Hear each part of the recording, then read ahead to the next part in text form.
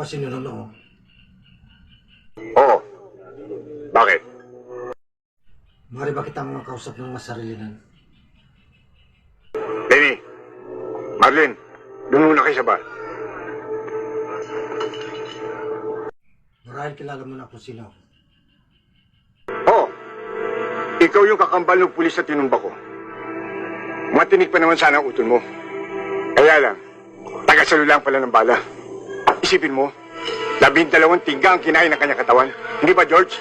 Oo, Nonong. Ikaw pa. Wala ka pa naman binirang sumablay, ah. Kaya kung iniisip mong humirit, huwag mo na ituloy. Baka magaya ka pa sa utol mo. Ewan ko lang. Pero ang inisip ko ngayon, yung ilang bala naman ang sasaluhin ng katawan mo.